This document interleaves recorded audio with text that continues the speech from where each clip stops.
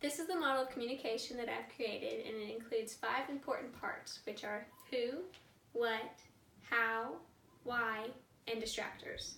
So the first part is the who, which are these 2 communicators, 1 and 2, and the name communicator is important because they aren't specifically senders or receivers, but 2 participants in an ongoing simultaneous process of sending and receiving messages. These communicators can be people. They can be print, so you can be reading and gaining information from a book. They can also be electronic devices like a computer, TV, radio, or phone. The second part, what, is the message that's being sent.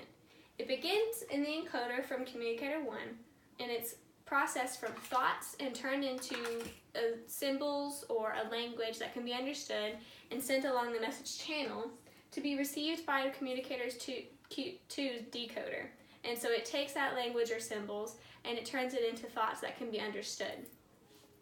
The process of forming that thought begins here and as a first message or response, and then it is affected by the message that's received through the simultaneous process from communicator 2.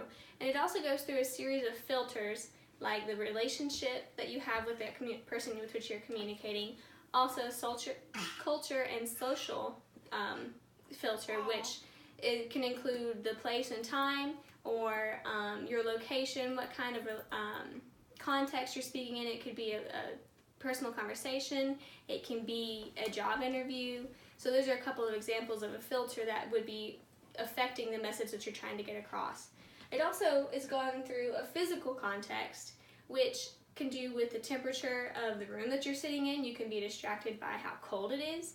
It also goes through a psychological context filter, meaning that you could be distracted by something that had gone on earlier in the day, or you could just be thinking about something that doesn't really pertain to the conversation you're having with them. And then finally, your message has gone through all the necessary filters and it's ready to be sent off to communicator 2. The fourth part is why, which I've chosen to include because it's important to understand the purpose of your conversation. And I feel like it's a 2-part, which is not, the first part obviously is speaking and trying to get across what you want to say, but the second part is also listening and understanding the perspective of somebody else. And the 5th part is the distractors, so that would include environmental noise. It can be loud music in the background or people talking in a buzz around you. It can also include visual obstructions if you're trying to portray a nonverbal communication.